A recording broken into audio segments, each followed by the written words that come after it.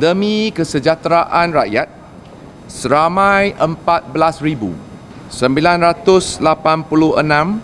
pegawai bomba sudah siap saga untuk berdepan dengan sebarang kebarangkalian banjir yang mungkin berlaku pada bila-bila masa di seluruh negara.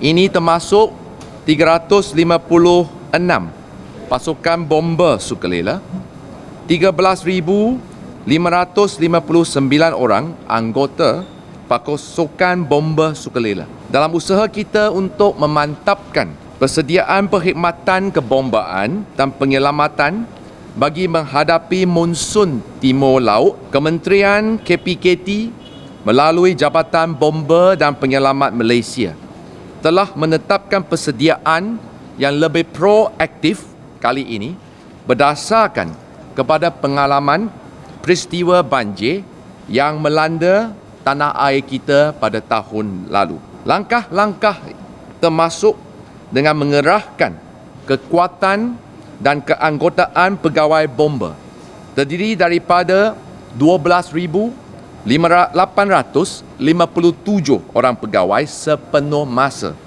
dan 2,111 orang pegawai bomba bantuan.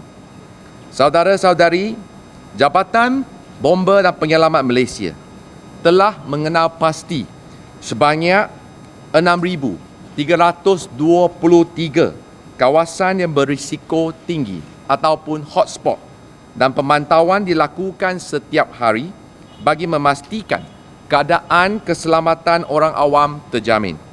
Sejak 7 hari bulan November tahun ini, seramai 3,416 orang mangsa banjir telah diselamatkan oleh Jabatan Bomba dan Penyelamat dengan memindahkan mangsa ke Pusat Pemindahan Sementara ataupun PPS dari kawasan-kawasan yang terjejas di seluruh negara. Jabatan Bomba dan Penyelamat turut bekerjasama erat dengan Kementerian Sumber Asli, Alam Sekitar dan Perubahan Iklim serta Jabatan Meteorologi Malaysia, MAT Malaysia, untuk mendapatkan maklumat terkini perubahan cuaca di seluruh negara sekarang.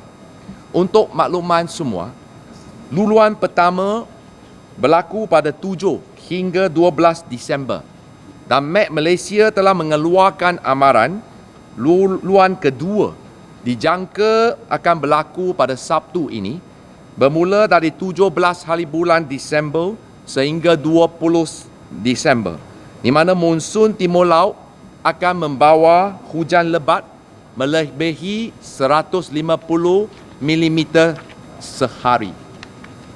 Selain penubuhan pasukan gerak khas MTL Red Team yang telah dilancarkan pada 28 Oktober lalu, Jabatan Bomba dan Penyelamat Malaysia juga telah mewujudkan Regional Forward Base yang sebelum ini akan ditempatkan di 3 lokasi, iaitu pertama, Akademi Bomba dan Penyelamat Malaysia Wilayah Timur, Terengganu, untuk respon segera di kawasan wilayah timur.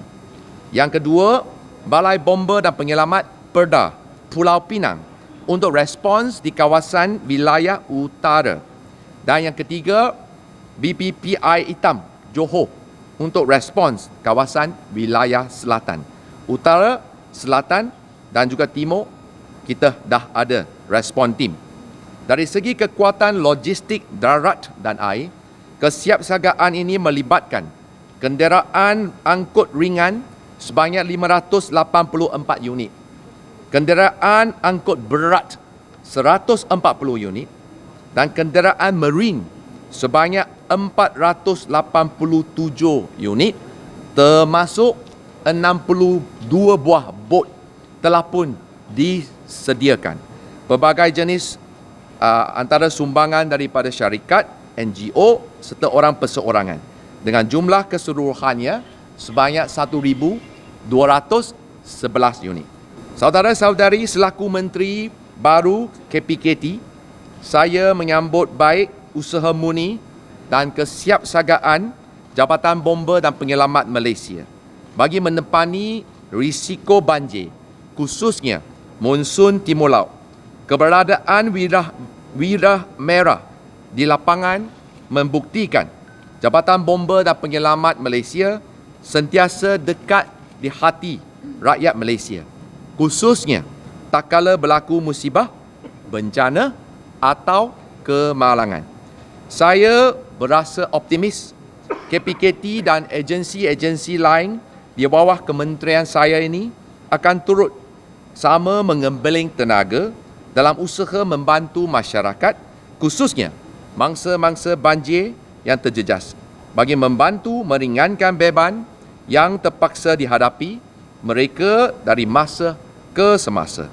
Penekanan juga diberikan antara pengurusan di bawah payung Pusat Kawalan Bencana Negara NDCC, di mana Jabatan Bomber dan Penyelamat akan bertindak sebagai komander operasi bagi bencana banjir.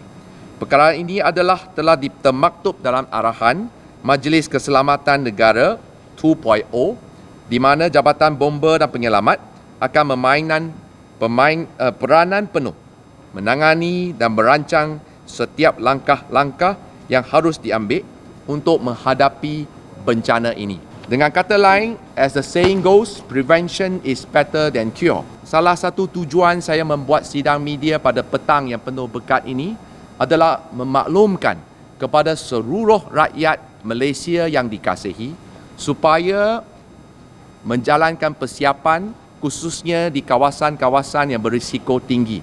Buatlah persiapan awal dan juga ada plan B sekiranya berlaku apa-apa insiden yang tidak diingini. Don't wait until the last minute.